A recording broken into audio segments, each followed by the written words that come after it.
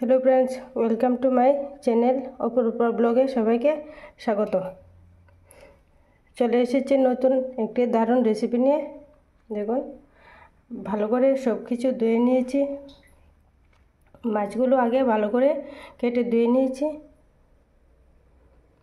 এখানে আছে দুটো কাঁকড়া মাছ,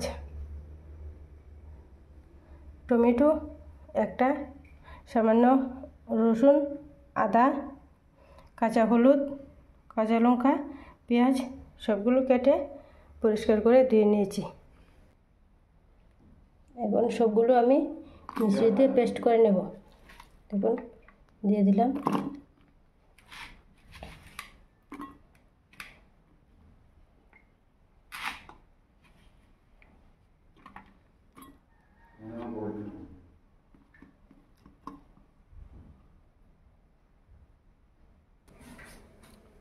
সব মশলাগুলো পেস্ট করে নিয়েছি। এদিকে 1 গ্লাস পরিমাণে জল বসিয়েছি কড়াইয়ে। জলটা গরম হয়ে গিয়েছে। এর মধ্যে দিয়ে দেব 1 চামচ লবণ, পরিমাণ মতো। দিয়ে দেব সব পেস্ট।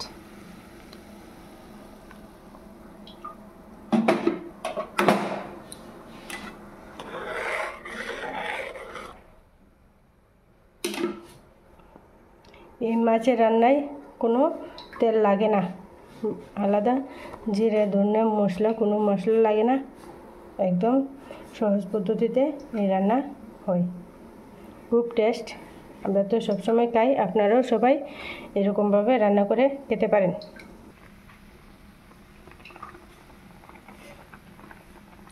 মশলাগুলো দিয়ে ভালো করে বলক তুলে নিলাম।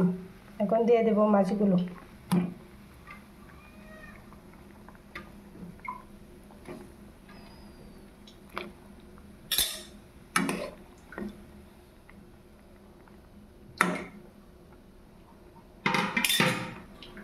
মাছগুলো দিয়ে দিলাম। এখন ঢাকনা দিয়ে দেব।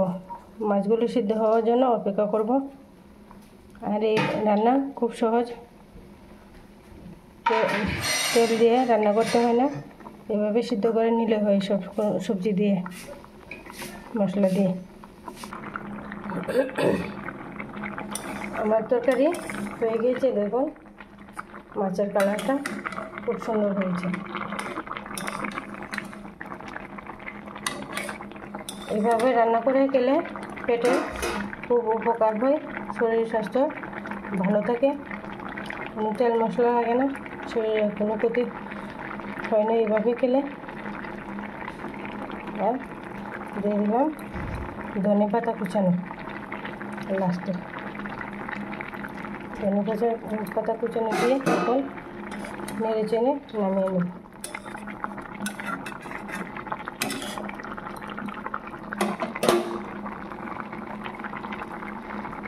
আপনারা সবাই বাড়িতে এইভাবে ট্রাই করে দেখবেন, খেতে খুব ভালো লাগে। আবার ঢাকা দিয়ে দিলাম। আমার তরকারি একদম রান্না কমপ্লিট হয়ে গিয়েছে। এখন নামিয়ে নেব কড়া থেকে। এইভাবে বানিয়ে সবাই খেতে পারেন, শরীর পেট ভালো থাকে, খুবই উপকার। কেমন হয়েছে রান্না সবাই কমেন্টে বলবেন। ভিডিওটি দেখে ভালো লাগলে সাবস্ক্রাইব করে পাশে থাকবেন। লাইক করতে ভুলবেন না, সাবস্ক্রাইব করতে ভুলবেন না। নমস্কার।